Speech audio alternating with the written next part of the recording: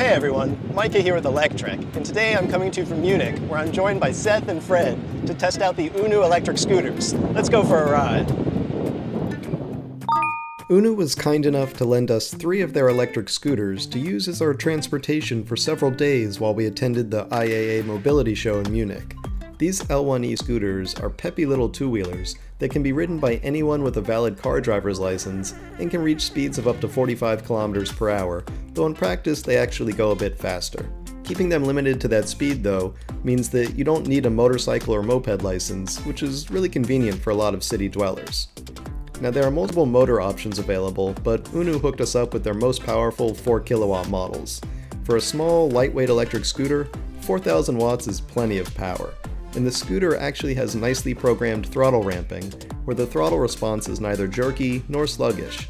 It comes on smoothly yet powerfully, so you get a nice launch from a green light ahead of cars, but you don't feel like you're dumping all that power into the pavement at once either. For batteries, you get the choice of either 1 or 2 packs, each with a 1.68 kilowatt hour capacity. They're housed under the seat, where there's also plenty of space for storage of a couple 3/4 helmets, or a backpack or other gear. You can use a single battery, or you can put a pair in there, though the second battery slot is not powered, so you've got to manually swap the batteries when the first is drained. There's still a readout on the display for the second battery though, thanks to NFC communication, so it measures the second battery's charge status along with the first and shows them both on the display. The batteries come with a really nice charger, and in fact it's probably the nicest electric scooter charger I've ever seen. It's a fanless dock, meaning there's no noise from a loud cooling fan. The battery's light bar on top lights up and it pulses to let you know that it is charging, and it indicates how far along the charging is based on how much of the light bar is illuminated. The lights also turn on the batteries when they're in the scooter and you open the seat. That's another quick reference of the charge state of the battery, and it also throws some nice light into the storage compartment. In fact, all of the lights on the scooter are really nicely designed, including the halo headlight and the LED light bar taillight, though that white license plate light in the back is quite bright. That might be regulatory, but I do wish it was angled a bit more downwards and didn't shine quite as much backwards.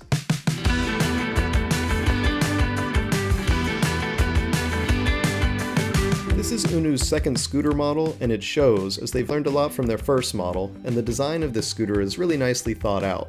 Even aspects like the seat cutouts up front help the scooter fit nicely while still offering a wide underspace storage area. The suspension is fairly good, though it's not the best I've tried. Even so, hitting potholes and other urban obstacles felt just fine on the scooter.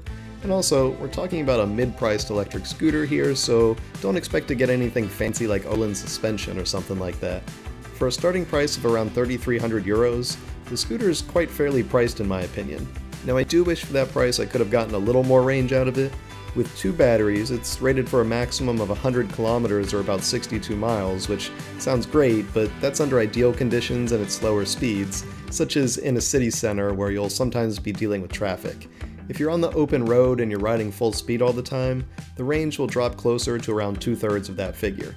This is an urban scooter though, and so that range is still fine for the city, but it's a good reason to splurge for the second battery. You can always have one battery on the charger while the other one is powering the scooter, or just have a spare in there to swap in.